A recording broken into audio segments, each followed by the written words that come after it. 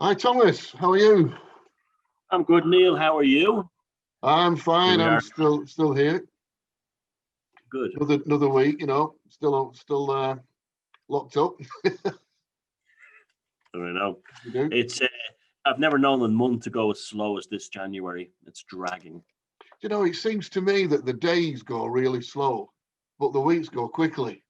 You know what I mean? It's sort of, oh, what are we going to do? The days drag out a bit. I think, God, it's Friday again, or it's Thursday again. It doesn't seem like a week since we sat here and did It this last one. it just goes to show you that time is it definitely is in the head. Yeah. You know, Oh God. Yeah. definitely Definitely. the perception of it anyway. Yeah. Yeah. The sort of time that exists here. Yeah, it's been definitely a strange week, but a week that we got, or we didn't, but America got a new president. We wondered if that would actually happen, but it has manifested, hasn't it? The whole thing is very strange. I mean, I know Mm, people right to the very end thought that something was going to happen, yeah. and the military or somebody would keep Trump in power. I knew that wasn't going to happen. But having said that, is the strangest inauguration. There was no people Oh, there, just oh, flags. The whole thing just looked like a circus. And then the the irony of a guy who wants to demolish the wall along the Mexican border, then building a wall around Washington D.C. to God. protect the deep state. You Yeah, know, the irony the of that, yeah. irony of that's remarkable. I saw a video today. Now I don't know if it's true or not, but they claimed it was taken from the motorcade of Biden, and you can see not only soldiers deliberately turning their backs on the car. You Oh, know, you actually see one spitting on the ground like as the motorcade comes up to him. wow, So, I mean, again, it might wow. not be. You have to be careful of these. There's a Yeah, lot of yeah, of wishful course. thinking going on during these periods. But I'm, it's just the whole atmosphere of the thing was bizarre yesterday. And Oh, it was but strange. they did a live feed on Irish TV, on national TV, and they interviewed some Irish American guy. And out of the blue, he starts calling Biden and Kamala Harris criminals who don't deserve to be in there. Yeah. And he was really ripping at it and saying they stole the elections and everything. And So they it, literally had to guy with cut the him off. black glasses. Yeah, they had to cut Yeah. him off. They had to cut him off. And then the national TV station here, Archie, made up all these stories that there were thousands of calls saying, "Why did you put that conspiracy theorist on?" But yet, when I looked at the comments on the stories, the news stories about it, the most thumbed up comments were people saying, "He's right." Well, yeah, I know. I know. So I tell you, the it's whole thing had a very, very bizarre feel to it. It was like as if it was false. You know what I mean? I know it wasn't false, but it had a. I can't think what word. It was just. Um, it was like staged. It was staged, but it was. What's the word? It didn't seem real. yeah, It was. One person came up, then went away. Another. There was no atmosphere. there There is was no there, feeling to it. it was fake, Yeah, fake. It was fake. Yeah, it was. It's There's incredibly also fake. an interesting esoteric inversion here because back at the time of the Boxer Rebellion in China, China was run by Shanghai, which was run by Americans who told the Chinese what to do. And they lived in the enclave of Shanghai and telling the rest of China what to do. Now that's flipped. Washington, D.C. Well, is the it's Chinese yeah, enclave yeah, yeah. inside of North America, in the United States of America, telling their new colonial governor of the new American territories what to do. It's It is bizarre. bizarre. It's flipped Yeah, right round, isn't it? And I I'm mean, still if seeing. if you told us 10 years ago that the world we'd be living in now, you wouldn't believe it. You'd say, Mind you, if you said in January, I wouldn't have believed it. But tell you, yeah, well, I'm still here. I'm still seeing videos of. Trump's going to sort it out. He's still going to sort it out. mm. You a know. lot of wishful thinking. A lot of wishful thinking. No, that's it's now. Having said that, with the whole MAGA thing that Trump built is a movement that's not going to go away. So, Yeah, in a way, in that sense, it's true. the amount of people that voted for him was huge, wasn't it? And so they're Especially still as he there. got the highest African American vote Yeah, since World absolutely. since World War II. After 4 years of the media portraying the man as a racist, I know, it's crazy, isn't it? It's the whole it just thing, isn't it? You say his policies are, well, tell me a policy that you didn't like. well, it's not. That's not the point. He was racist. You know. Yeah, I know. I had a very good friend in America, a black guy. He was one of my best friends there, and he told me about like what it's like to be an African American. You know, and he was just he wasn't an angry guy or anything like that. He was like a great character. We had lots of fun together. But he told me that you could always know the reaction of a certain person, whether they had a problem with you being black or not. He goes, there'll be a momentary pause. And he goes, 99 times out of 100, it'd be somebody who would call themselves a liberal and be from money. He said, you'd meet a working class American or New York or whatever, you wouldn't get that look. You wouldn't get that brief pause, almost like, oh, you're black, that kind of thing. He goes, all the ones he said, now and again you would get it, and it would nearly always be someone who would declare themselves to be a liberal and vote and a member of the Democratic Party and have money. And that was like a real insight to me, you know, that kind of thing. And that's why they voted for Trump, because despite what the media is saying, that they looked at Trump and said, he doesn't have that momentary pause of, you know, that kind of. I see what you mean. Yeah. They just saw a regular guy. They didn't see, you know, anyone who would judge them. I mean, it's all about the halos, isn't it, and all that, and virtue signaling and all that. When anybody has to do that, they're covering for something. That's the way it always seems to me. It's just not natural. But so, what's your lockdown situation like over in Ireland now? It's got very depressing, to be honest with you. We've had some very poor weather. The sun came out yesterday. Funny enough, that was very nice, but it's back to poor weather again, and that didn't help people's moods. There's definitely going around the shops and stuff like that. There's no one around. It's almost like people have given up at some level. Right. At the other level, on the internet, on the Irish newspaper comment boards and stuff, you see a lot more dissent now, and a lot more giving the politicians the two fingers and stuff like that. But it's not enough to make any real difference. However, it could flip very easily. There's Dave Cullen had a very good video on YouTube, BitChute, yesterday about what's happened in Italy, and it's not being covered by the media. Yeah, so yeah. And people are just going back to the restaurants and pubs there, and if the cops come in, they're saying, they're just shouting, "Get out, get out, get out, get out!" This kind of thing. I mean, I've heard people here suggesting something that, like, if you wanted to end the lockdown tomorrow, all the people who run restaurants and pubs say anyone who works for the government will never be served at this establishment ever again. And they would all suddenly open up, because it's all, you know, I mean, civil servants are really running this whole thing, you know? Yeah, of course. But there hasn't been much change policy-wise, but still the same strict lockdown. But it's definitely a very depressed atmosphere at the moment. Right. I'm happy enough, but like the average person is quite depressed. You can see it in their faces. So your thing is totally 100% locked down for. Have they got an end to it, or? There's they haven't given a date, and that I've heard of. Yeah, no, it's only essential businesses open, which is like supermarkets and hardware stores and that kind of thing, garages and automotive and computer places. But apart from automotive supplies but apart from that, no, everything's closed.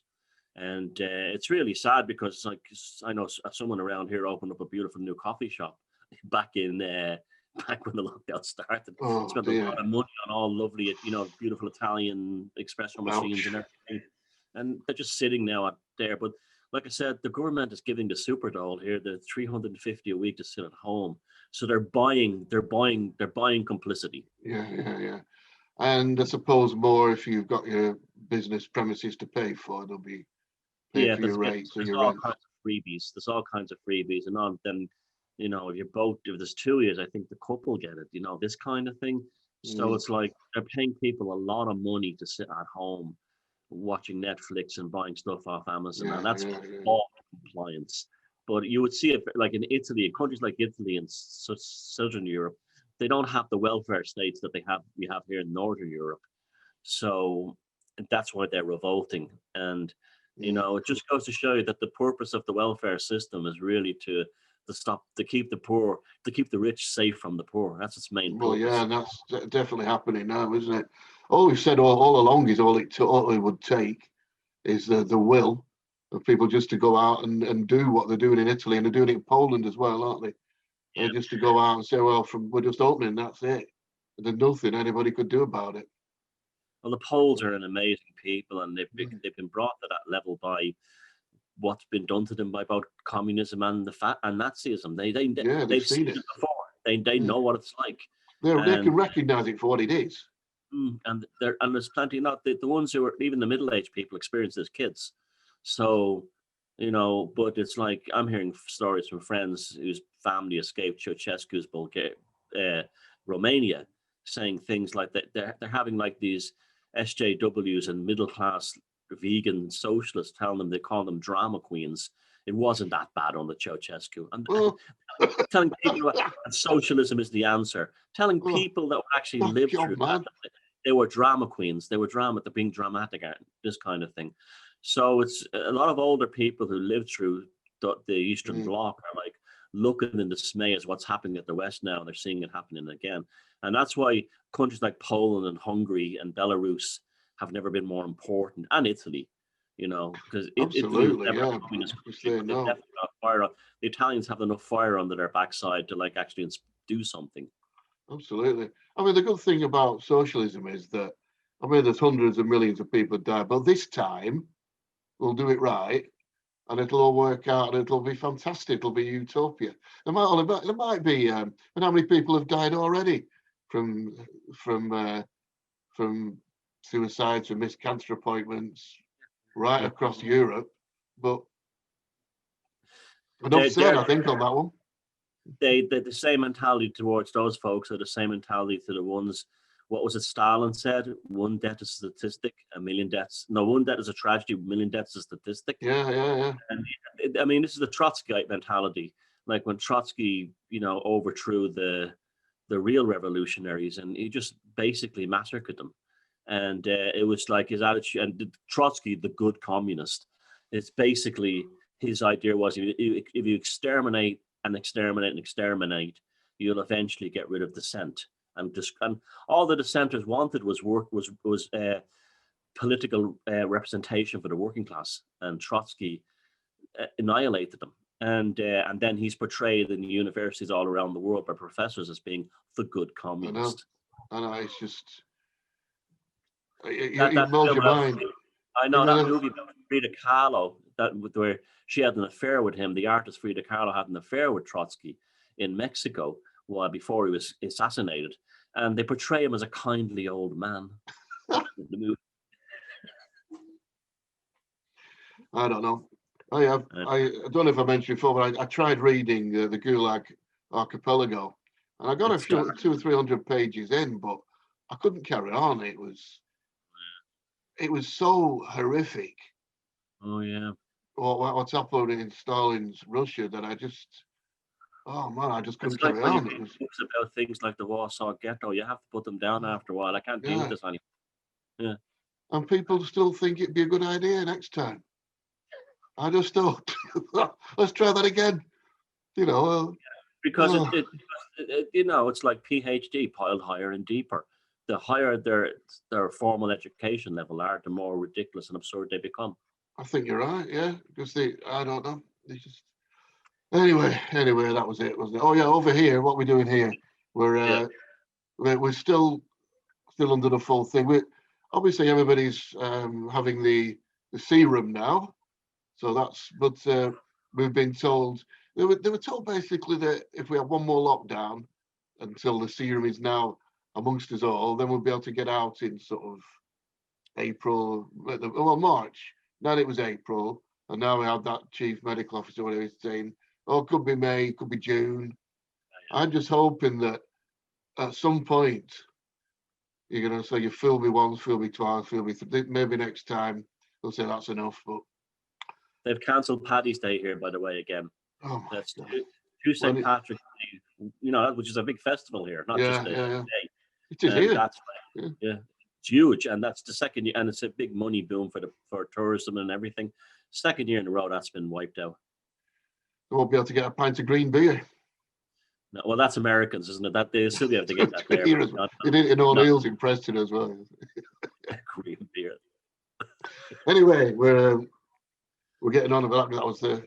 That was time to move on. We covered that too much. The Empress is our next card, isn't it? The Empress is indeed. I'll let you kick off with that one. Yeah, because this one's on my channel as opposed to your channel. Yeah, sort of everybody knows where to find this particular one, this particular episode, which is number 7, isn't it? Yeah. Yeah, number It's 7. which? Number 7, yeah. So there we have the lady herself. Not showing, not coming up too well, but anyway, our Empress. I'll put a picture up. So Empress, the Empress, she's the mother goddess basically, which is Aphrodite and Venus. Now, what we've done, we've gone through a process, haven't we? We started off with the Fool, and we said he was basically the guy, super consciousness. We split consciousness up into 3: super consciousness, self-consciousness, and subconsciousness. And he was super consciousness, waiting for the next journey to commence because he just finished his journey. Then we had the magician, and we said what the magician was self-consciousness. He drew down the power from super consciousness, put it through his own being, his own self-consciousness, and sent it down with his finger there into subconsciousness, which was our high priestess. And there she is. She represents subconsciousness. That's like just where we've got so far. And she was sitting there passively receiving suggestion, because that's what subconsciousness does. It passively sits there receiving suggestions from self-consciousness before it worked on that to produce something. And the results are shown here. And this is our Empress. You can see the whole thing there is she's pregnant with ideas. She's got grass which is grown. Everything's the idea of the end of the outcome of the suggestions that you put in. So I'll do a short symbolism translation, and then there are only a few. So the rest of them, if you want to look at the more deep ones, on my playlist on my site. So I'll go through them all, but just to go through a few. Right, so it's number 3. So what we're saying here is 1, which is the magician, which is the idea, plus 2, which is subconsciousness, equals 3, which is the result. 1 plus 2 equals 3. We're also saying yellow plus blue equals green. So that's kind of an idea of saying that we're coming out to an outcome of what we put in. So we've got, the idea, we mentioned the Naples idea as well. We said that with the magician, it was an idea, so it was just a spot. And with the high priestess, we had 2, so we had a line. And now we've got an outcome, so we've got a third point. And when you've got a third point in space, you've got an actual shape. So the shape is a triangle, and the triangle is 3. So that's some basic sort of background symbolism. The letter, the Hebrew letter, is Daleth, and that means door. So we started off with the magician, which was Beth, and that was house. So we're inside a house. Then the high priestess was Gamel, which is camel. So the camel went out on a journey of discovery, and now we've got the door, so you can come back inside with the results of the journey. Okay. Now there's a stream running through the card. Now this stream is the same stream as you see throughout all cards, and it starts off from the high priestess robe here. So it's also the vibration as well, because it's like a vibratory substance, which translates through the whole series. Whenever you see a river or you see a stream, it's the same. It's the same water that you see the high priestess. Cypress trees in the background are they are a sacred tree to Venus, and there's 10 of them, so that's 10 Sephira of the tree of life. She's got a crown, which shows loads of 6-pointed stars, which 6-pointed stars are the bringing together of the opposites. You got a triangle, which is the male, triangle the female facing down. Press them two together, you've got an equal star, which is the bringing together of the two opposites, then to the central color of equilibrium, where the high priestess sits. You've got the moon, which is subconsciousness, and the universal memory, which where all the results came from, which is a high priestess again. She's got a necklace of 7 pearls, which are the 7 heavenly bodies. No string on them, so that means they're not being controlled. Okay, I'll rush through this because there's so much of it. I don't want to take the whole hour up just doing this. But so we've got green as well, as we said, is the robe and the card. I've missed a couple of these out. The shields at the bottom. We've got, that's copper, so that's a metal of Venus, and the dove is the Trinity again. Important one is the grass at the bottom has turned into wheat, so that's saying that it's coming to fruition. And she's pregnant with she's pregnant with ideas of the future. So the ideas have come back from subconsciousness. So it went into subconscious. Now the ideas have come back into your mind. Roses are like they were on the magician. Roses of active desire. There's 5 for the 5 senses. Okay, so that's a symbolism in a nutshell. A quick symbolism. So summing up, what does it mean? Well, we've said we've followed the process from the beginning through the fool, through the magician, through the consciousness type areas, and now we're seeing the results come back to us through the open door of Daleth. So now we've got new ideas. So we have to be receptive when you're following this process. Be receptive to new ideas popping into your head and think, oh yeah, that could be it. That could be it. And that's really the high priestess. Just a couple of occult laws which back it up. There's one that says whatever is held unwaveringly in consciousness tends to manifest itself in body and effects. Another one is the point where working power of subconscious may be controlled is the point where thoughts take definite form in mental images. And that sort of sums the whole process up, really. And if, as Levi said, the man himself, imagination is the eye of the soul. And that sort of, from the Western mystery tradition, that sums up our Empress. So over to you. Yeah, I mean, that's all. Yeah, down with all that. The only aspect I would add to that is the sense of mother.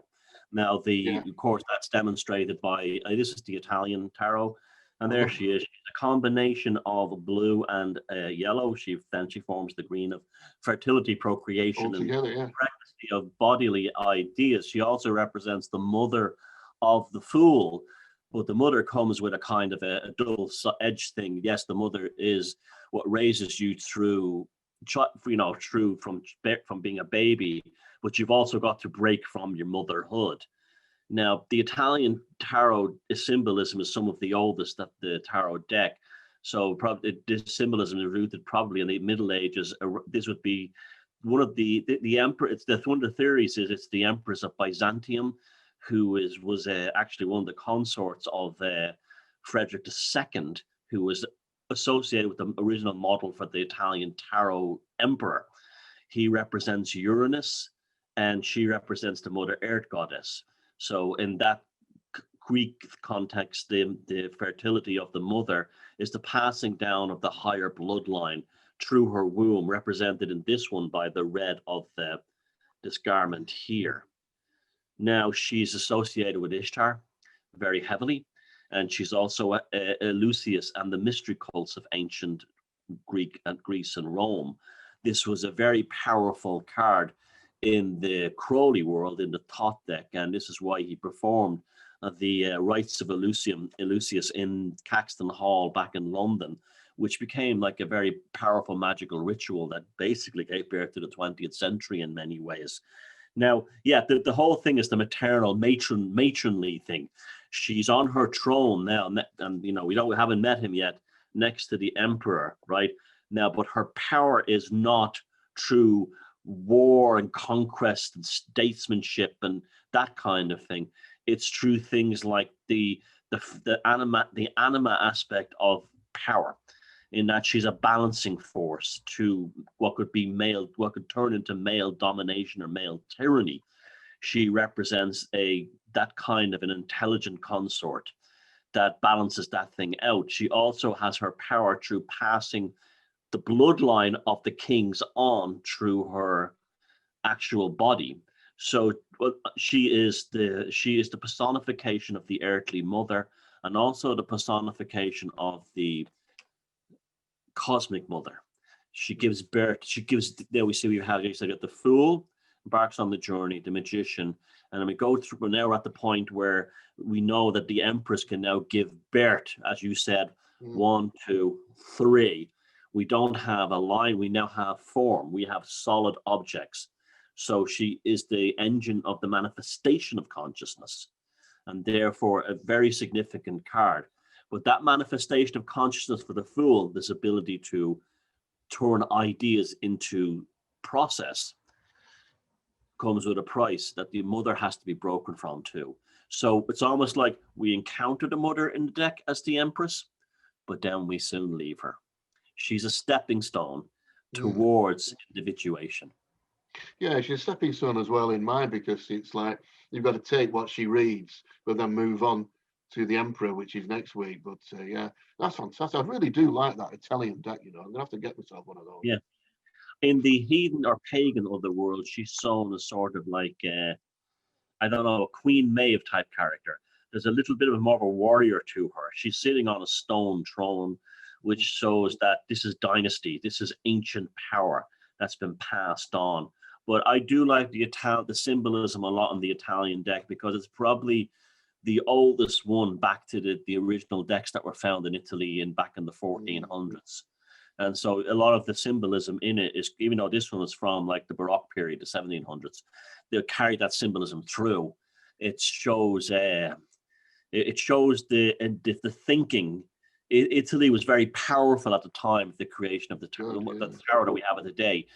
Frederick II was the emperor of basically the whole Roman Empire and all of Europe, and so his kingdom, we'll talk about him in the next one, but his world was tremendous. He was a tremendous force of intellect and everything else, and we'll talk about him in the next one, because the tarot also mirrors actual historical reality as well. Yeah, so that's the Empress. So you can use them as either a particular person or the archetype that person represents. Yeah, I mean, like in lots of the female images in Crowley's Thoth deck are actually based on women he had relationships with. So they're actually, in fact, and contemporary things. That's what makes the tarot so pagan in many ways. Like Hinduism, it picks up the present.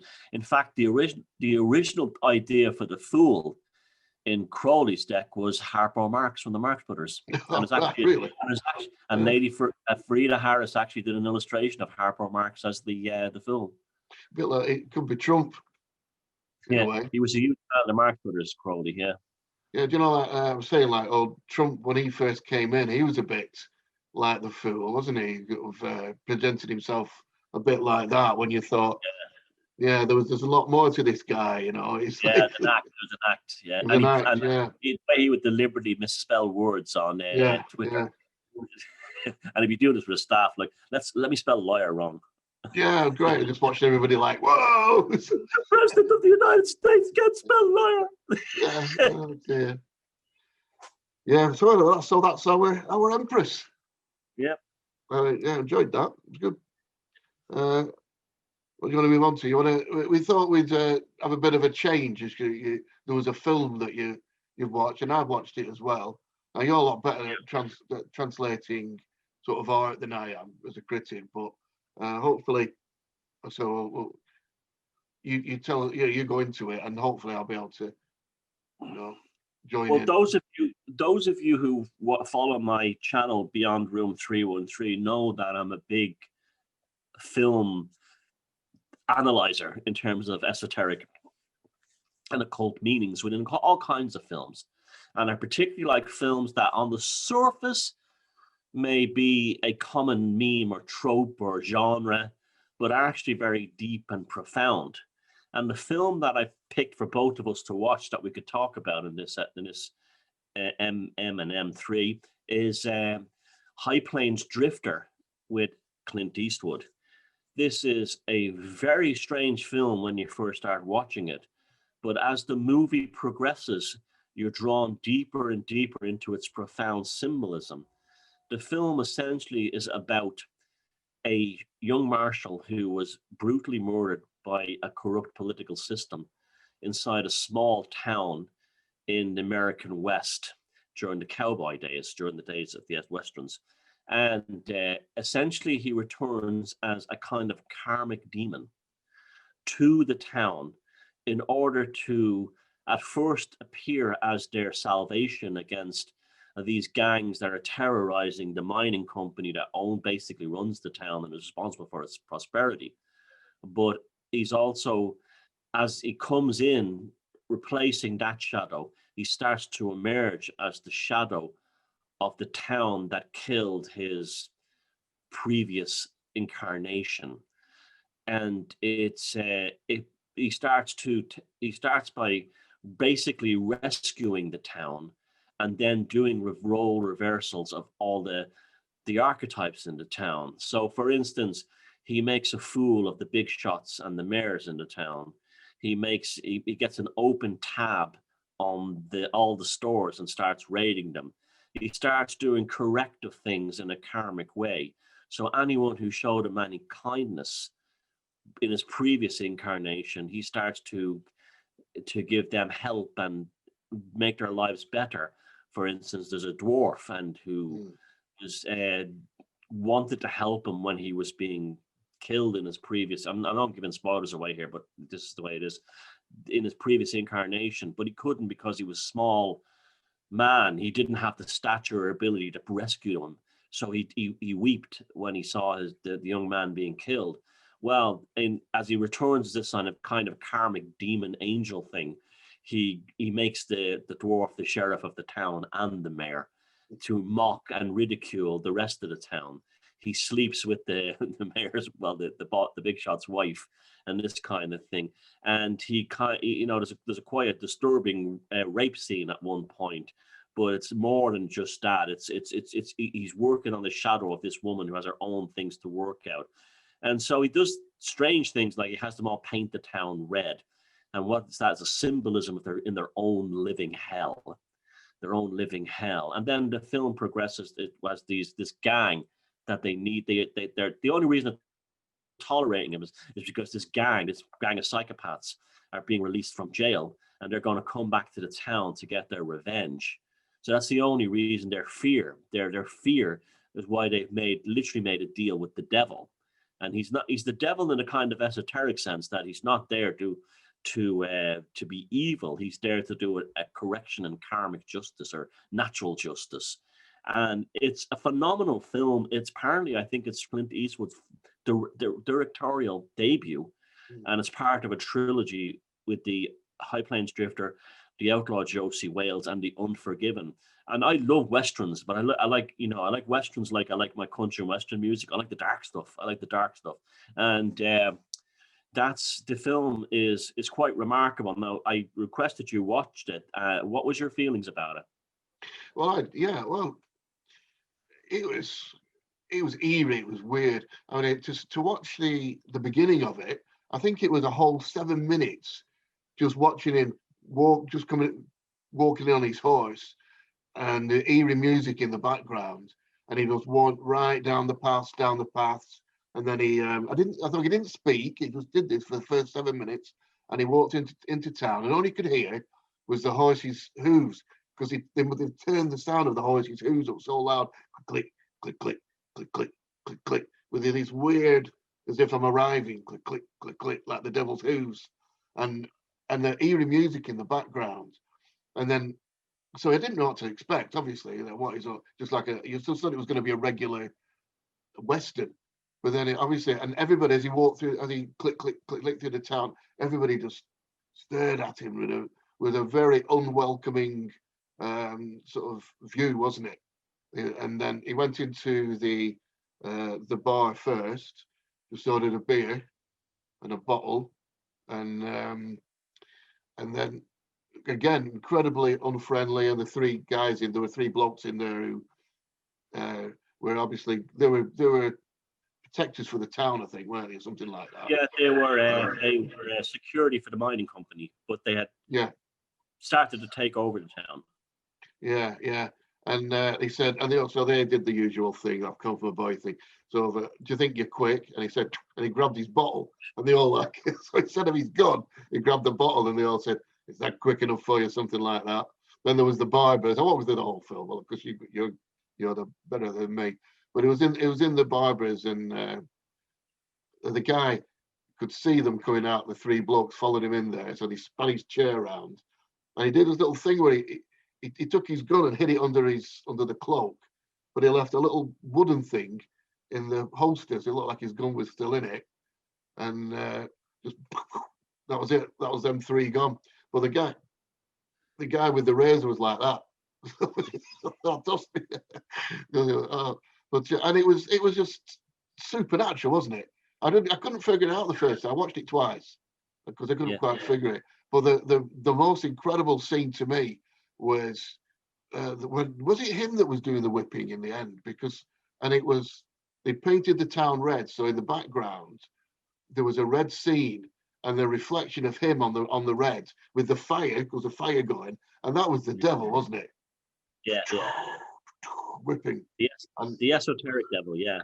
The esoteric devil. So it was like the people in the town they were like people now. There's something evil happening there, but they're not going to do anything about it. They need somebody to come and help them. But yeah, absolutely wonderful. Yeah, I loved it. That opening scene where the 7 minutes of nothing, that you could see he learned his craft of cinema making when he was in Italy with doing the spaghetti westerns, because like this is clearly Sergio Leone, the director of those movies, like A Few Dollars More and The Good, the Bad, and the Ugly. The whole thing, the man with no name, the man with no identity. There's a great esoteric power in the stranger. The concept of the stranger coming into town. Who is he? What's his name? What's he about? And then your mind and your imagination starts filling in the blanks. And you need to you have this desire to understand what makes this stranger the stranger, and what's the secret. And this can be anything from women being attracted to him to try and break that secret, to people in power trying to bribe them. And I thought, like, when I first saw that film back in the day, I thought it was an Italian Western, the way it started, like that Sergio Leone style of the man with no name coming into town. And but then it develops into something. It's almost like you took that genre from Italy and brought it to Hollywood. And, I've always said that the 70s was the golden era of Hollywood, and when all the best movies were made, and the deepest symbolism and everything was in there. And he was he doesn't get enough credit for his role in that. Clint Eastwood is still typecast a lot as kind of like Dirty Harry, which is all excellent films, by the way, and this kind of thing. But he showed in High Plains Drifter that he's a far more interesting and deeper man, and will be remembered when he's gone in that if for his filmmaking. But I absolutely love that movie. So I would suggest that people go out and watch High Plains Drifter, because I've seen it a few times, and Neil said he watched it twice.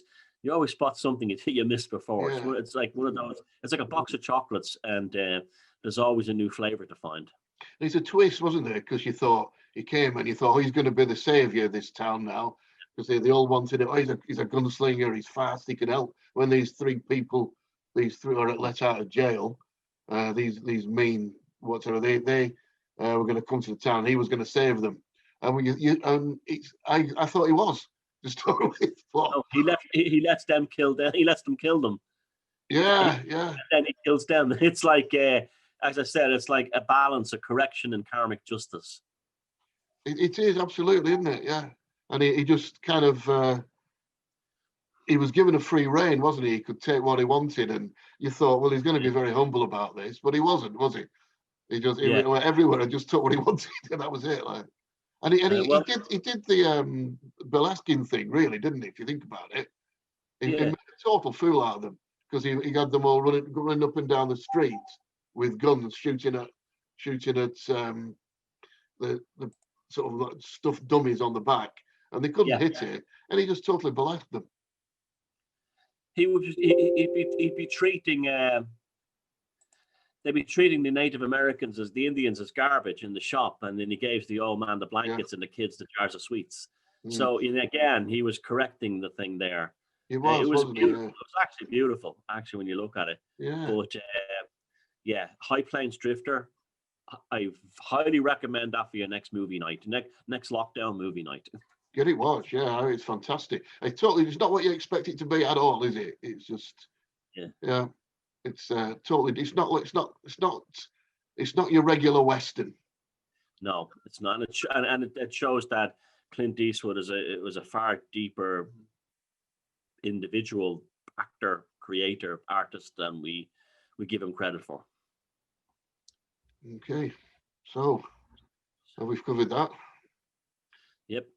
We'll move on to, I want to ask you about something that I know next to nothing about in the megalithic world. And in fact, it's only in the last few years that the enormity of the megalithic culture of this place has actually been, even between your own videos and the megalithomania ones. Menorca, the Spanish island. Oh, yeah. So, tell us what you know about that, and I'm sure you could pop some pictures up on the screen. Yeah, sure, yeah, I can, yeah. Menorca, yeah. I mean, we talked about Malta last week, didn't we? And it's a totally different culture. Malta was early. This is a little bit later on, but it's a totally different and unique megalithic culture. They call it the Taliatic culture for reasons which will become obvious. And I'll put at my end screen, I'll put a connection to the video he just said, my video about Menorca. And the ones for Megalithomania, Hugh took those when he was on my tour. So, so anyway, what was I going to say? Oh, yeah. It's a few different, the sites there are unique. Apart from the dolmens. The dolmens were the first, scattered around the island. The dolmens from probably the Neolithic 2000, 3000 BC. So 5,000 there years ago. There are Neolithic ones there too. Yeah, there are some dolmens still scattered around, like they are everywhere, basically. You get a few on Malta as well. Would they look like the Irish dolmens, or would they be different? What would they look like? The only difference, really, is that they've got a square block with, instead of just sides, they're actually made into a square with a top one, and the hole, there's a hole in the front. Oh, so a round hole, so you could just about climb through. Yeah, I've seen them in Portugal and a few other places. Yeah, and the particular, all of the ones on Menorca seem to have that particular hole as the entrance. But there's a few of those, but they're very early. And then there was a thing called naviforms. Naviforms comes from the word navta. Well, the majority of the naviform dwellings were houses, long houses, and they were to look like boats upside down. The majority of those are actually on Majorca. But on Menorca, they have navtas. Like this is a navta. Navta is Catalan for boat, so they're like upturned boats. And these are actually burials, and they're amazing things.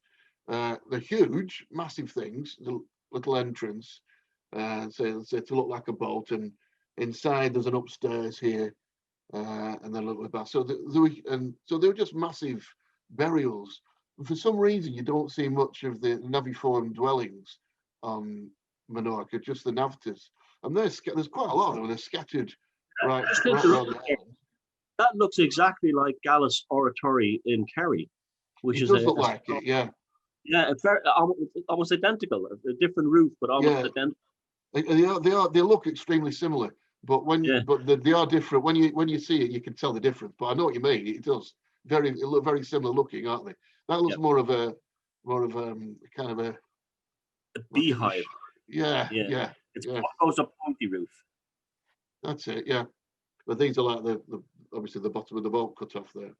But these are from something like 1600 BC, so they're still quite old, you know. Yeah. So they're maybe, let me think, let's say early Bronze Age, really, or so maybe up to 2000 BC. They're still very, very old. Another thing you have is Taliots, and the Taliot is a tower, which is like these are from maybe 1000 BC, so they're still like 3000 years old, and there's loads and loads and loads of them, and they look like quite similar to the Nergas on Sardinia, which you'll have seen, won't you, from Sardinia? They're absolutely massive. These things, they're really ginormous, and on some of them you can climb up inside and get onto the roof. And, Oh, they're that big. Oh, they're massive, absolutely huge. Yeah, Like really, as really big massive. as big as some of the Nuragis in Sardinia, as big as them. Yeah, as tall as, yeah, definitely. They don't. They haven't done the thing. They're slightly different because, you know, in Sardinia they have like little towns seem to have developed around them, like they do the Yeah. Brocs in Scotland. It's a little bit different in Menorca because you have massive towns, and they're still there, and you have maybe one or two taliots in the town. So rather than the Right. town developing round the Noruega, you've got the taliots built in the town. So whether they said they might have been as observational points, or they're a mystery like everything, aren't they? But they're possibly for observational points. And the towns in Menorca, you know, I found most of them now. We've been doing Tuesday for 2 or 3 years. Well, unfortunately, not last year. But some of these settlements are huge, massive places. You know, they blow your brain. And each town as well has one and sometimes two little what I call tower enclosures. So you have a little enclosure, and you have these things which you don't get anywhere else on Earth. Massive, massive, massive T-shaped structures. I mean, a person would be like down here. I mean, that's how big they were. And the top cross point was be channeled out inside, so they'll actually somehow know they got it on the top and they squashed it in, and it actually fitted into place. And it's as if these little enclosures are maybe some sort of religious enclosure. We always say religious, don't we? But some sort of meeting place anyway. You'll meet at the tower. One idea was it might have been because of the Minoans of Greece, because they say they look a little bit at the front of a bull. And I think they actually did find a little statue of a bull. Oh, okay. What height are we talking about? Crikey, let me think. You're probably looking at 20 feet, maybe. Oh, they're huge. 5 feet. Oh, absolutely massive. I'll try and dig out a picture and put it up of somebody standing at the bottom, because yeah, you really look up at these things. Obviously, some are different sizes, but and there are like many that. of them. There's nothing like them anywhere else in Europe I've seen. There's the only place, yeah, you can find them, and every little town has them all over the island. If you know where to look, there's you can find some are just on their own. You can see that there used to be probably a settlement around it, but yeah, they're amazing to see. I mean, they're stunning. And the only thing you can see that is slightly similar, but it isn't, is that there's circular houses, circulate houses in all the different towns, and some of them have still got the roofs on, and they have structures a little bit like that all the way around with cross beam stone across, but they are a different shape than that, but they are the only. But they are similar. But I'd say that the island of Menorca is an absolute dream to go and see. Next year, hopefully, we'll be able to run it to it. Yeah, I have to get out there when the thing ends, because again, it's like every time you think you've seen everywhere there's megaliths in Europe, you find a place where there's incredible stuff that that you haven't been to. Yeah, I couldn't believe it when I went. I just thought, well, somebody said, well, there's I saw an ancient site over there. It's fantastic. So I went over and I thought, wow, this is an island that just keeps giving. There's just more and more and more and more. And because it's not been as developed as a lot of places, there's so much of it still there. There's one place that I think there's a little sign to it, but apart from that, you wouldn't know. And you climb over this wall, walk down a steep dip, and then up onto a hill. And it's like surrounded by forest.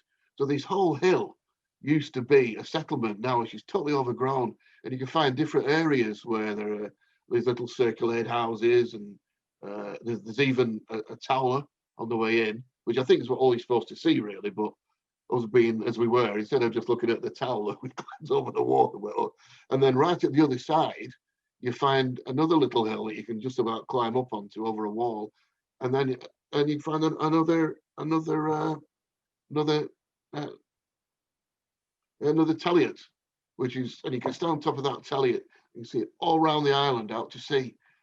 And I don't think you're supposed to go there, but so it's a bit off the beaten track, but there's so many to find. I tell you, it's incredible. And again, that's on the megalithic arc. That wreck goes from, Sicily around through up Malta, Sardinia. It's on and up into Western Europe. It's on that arc again. It's right along it. And it's again right past it. These remarkable megalithic cultures on these islands in the Mediterranean. Not on the mainland, on the islands. It's just such a mystery. Yeah, you've got Malta, you've got Sardinia, and then you've got Corsica, yeah. But Corsica's a strange old place. When we were there once, we found a whole field I just found it on the map. It had a little picture of an ancient site, so I went to it, and obviously you weren't supposed to go, but because there was the fence was down, so we wandered in, and there was a whole massive field of megaliths. Most have fallen down, some were in a row, and some had like swords and things carved onto them, and just off the beaten track. But amazing. But Menorca, I think, it's like a hidden gem. And what you said that they're surrounded by huge towns. Do you mean like are they ancient settlements or currently lived in? No, ancient settlements. They seem like they were Bronze Age villages or Bronze Age towns, really, because some of them were really, really quite big. And there was, I think it was in 1170 BC. I know there was some sort of disaster over in. There was like a golden age written about, and then in 1160 or 1170 BC, just trying to remember what it was. The year 1177 BC, the year civilization collapsed. This was done by Dr. Eric H. Klein. Yeah, I saw that book over in your place, and I never even heard of it. It sounds interesting. Fantastic, yeah. I mean, he's a professor and a doctor, and he studied this particular time when he can more or less prove that a total golden age of trade, as we were talking about, died for it's as if there's like 4 or 5 different reasons at the time why everything collapsed, and it was like multiple like famine and weather and all sorts of stuff went wrong, and the whole thing collapsed in 1177 around that time. So it looks to me that those buildings and those small towns were what would have been that golden age before the collapse. The way in Sardinia they found all these bronze figurines and other things that tell them a lot about the Nuragic civilization. You said they found a bronze bull there. Mm-hmm. Was there anything else they found, like any other bronzes? No, that's the only thing I can think of, because there's not really. I can't think of a museum that has an awful lot of things in it. So it's mainly just that. Yeah, it was a gold bull, and they think it came from Crete. So they wonder whether the Cretan people brought it and making the connection of the bull. But it's just a theory, whether it's true or not. Yeah. Bull veneration seems to appear everywhere. Particularly in the Bronze Age, because the the domestication of cattle and stuff like that made, you know, the bovine cults flourish. Well, yeah, and it was the tractor of the day, wasn't it? Yeah, if you go to the, like, all over our mythology, everywhere, it's all the bull, everything, you know, and the cow, the sacred cow goddess. If you go to the museum in Sassari in Sardinia, they've tons of bull stuff in there, and often I've been there. shamanic bronzes of males have horns like bulls and a hairdress, a lot of that kind of thing, and even ships. They've got ships that have, instead, you know, the Viking ship, instead of a dragon head, they have a bull's head. You know, this kind of thing. So it was a huge cult all across Europe in those times. So I'm not surprised they found the bull there. I'm fascinated by those T-shaped things. That's the one they're that sticks. amazing. Yeah, there's something, and it's also a beautiful symmetry about them. They're very pleasing to the eye. That's kind of side on. This is like a fantastic book I found out when I was out there. That is unbelievable. Yeah, I'll put both books in the description below. I'll try and find a better picture. Do you have a book on this? I haven't written one myself, but there you see, this is the kind of thing. They are quite amazing, aren't they? There's a very pleasing artistic form to them. Yeah, they are. They're wonderful to see. They're very attractive to the eye, and I can only imagine, you know, seeing one on the landscape standing on its own must be very dramatic. Yeah, that's one of the first places that we visit on the tour. You've got the Telliot there, and just pretty much right next to it, you've got the Tower and this little enclave there. So it's it's nowhere like it. And they are, like you say, they're pleasing, incredibly pleasing to the eye. Yeah. And every time you find a new one, you think, oh, great. You don't think, oh, not another one. And they're fairly accessible too if you go over there. Yeah, obviously you've got to do a bit of planning. You've got to, mark them out on the map and figure out where you're going before you go. But yeah, they're pretty accessible. Or you can come on my tour, and I'll take you to them all. If that's as long as we can travel this year. Oh yeah, no, it looks amazing. So, what was the name of the culture again? The Talietic culture, pretty much named. Yeah, Talietic culture named after the Taliots. Yeah, that fascinates me too. With those, I've seen those kind of stepped circular pyramids in Sri Lanka, and that's instead of like a square step pyramid, you have a circular thing. Isn't there a theory that underneath Silbury Hill, there's something like that? That's one of the theories about it. They say underneath Silbury Hill, whether it's stepped or not, they say it's a mound. Well, it is a man-made mound, and it's just been covered over with grass. There's one in North Wales called the Gop, which we go to on the North Wales tour, but it's like a hill that the hill was flattened off, and they made something like Silbury Hill on the top of that, and it's still there. But unfortunately, it got excavated by the people, the early, they used to call them archaeologists, but they weren't really by then because they were really grave robbers, weren't they? So instead of rebuilding it, they've just left it whole in the middle.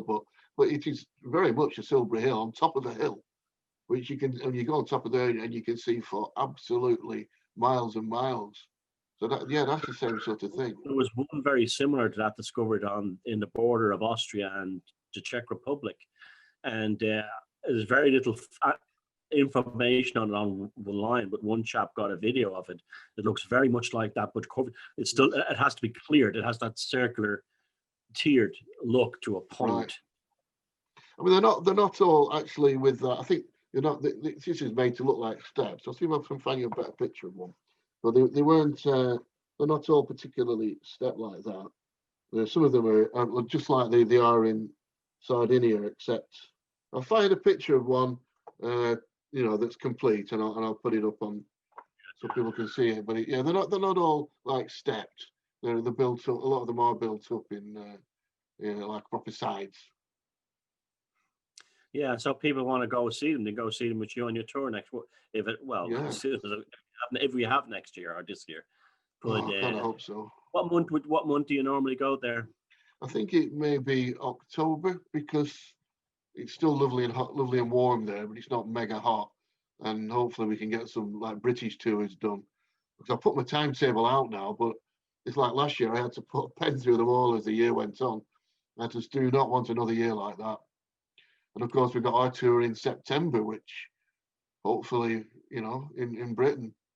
So I'm just like, yeah, absolutely. Oh, everything crossed for at the moment because we just can't tell what's going to happen. Okay, I think that's a wrap for today. And I think that was so, yeah. great. So I will see you. This is going to be on your channel. Yeah. And I've been counting up. We've got a lot of views on the video so far between the two channels. So remember, you have to subscribe to both channels, subscribe to both, the videos on both channels, and follow the playlist, especially on both channels, because we hopscotch between channel on doing these, and that's why we both do our own style of editing. That's why they're slightly different. We do them a certain way. But so that's very important to subscribe and thumb up both videos on both channels.